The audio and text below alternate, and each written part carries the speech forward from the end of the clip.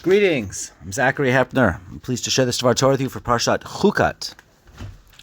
What does Moshe Rabeinu and Jacob Cohen have in common? In case you've never heard of Jacob Cohen, you might recognize his pseudonym, Rodney Dangerfield. Let's skip to the chase. What they have in common is neither of them don't get no respect, and it ain't easy being me. Maybe one should begin with a dvar torah with a joke, but this dvar torah begins with no joke, but someone who used to breathe jokes. Moshe Rabeinu don't get no respect in lots of parashiot, but Parashat Chukat is the parasha where something happened at the waters of Merivah, and we ain't sure what exactly he did wrong, because there's a long laundry list of possible infractions. Why? Well, Moshe Rabeinu would answer, because it ain't easy being me. Let's add another infraction to that laundry list. Chapter 20. Miriam dies, and the water runs dry, which Miriam parenthetically resonates with Shimuna Hamorim, but that's for a different dvar Torah. The people quarreled with Moses, if only we had perished, when our brothers perished before God. Why have you brought Hashem's congregation into the wilderness for us and our beasts to die there? Why did you make us leave Egypt to bring us to this wretched place, etc.? Vayavo Moshe ve'Aharon mipnei hakahal, and Moses and Aaron came mipnei, from the congregation to the entrance of the tent of meeting. One of the words mipnei, Ibn Ezra says kidmut borchim, like those who flee. Why were they engaged with the quarrelers? What did they do? They fled. And Kliyakar says they fled for their lives. Where did they run? To the Ohel Moed, to pray or beseech the Almighty. But what did they do wrong? We know what they did wrong, we just don't really understand what it means, that what they did wrong. The pasuk says, Yan lo hemantem bi lahakdisheni le bnei Yisrael, because you did not hemantem bi, to affirm my sanctity in the sight of the Israelite people. What is hemantem? What emunah means is unclear. The conjugation to instill emunah is also unclear.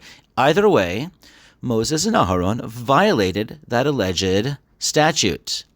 Emunah is a frequent word associated with the Moshe narratives. Exodus 4. V'haya im lo ya'aminu lach. And if they do not have emunah towards you or pay heed to the first sign, they will believe the second with the miracles with the staff. Perhaps this was the same staff in Numbers 20.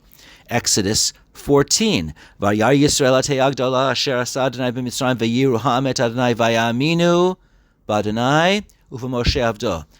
And when Israel saw the wondrous powers which Hashem had wielded against the Egyptians, the people feared Hashem, and they had emunah in Hashem and in Moses' servant. Skip to Numbers 11.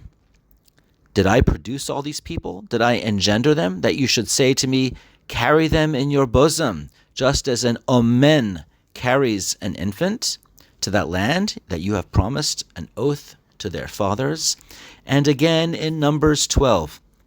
Lochen avdi Moshe b'chol beiti ne'eman hu. Not so is with my servant Moses. He is ne'eman in my household. With Ibn Ezra and Kliyakar's interpretation that they ran, and possibly they ran for their lives, this evokes the Midrash on Exodus 14. Vayomer Adonai el Moshe ma titzak elai daber el bnei Yisrael v'yisau.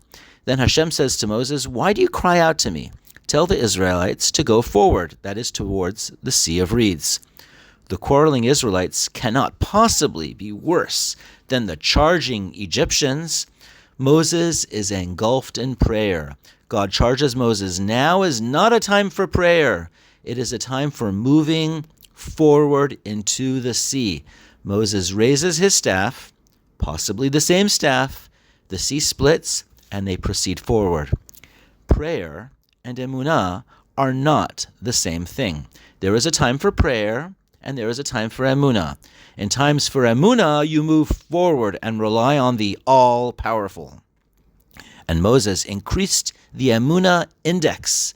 As the verse says, Vaya'aminu b'Hashem u'v'Moshe avdo. But in Numbers 20, Moses flees from the quarrelers and runs to the Ohel Moed to pray.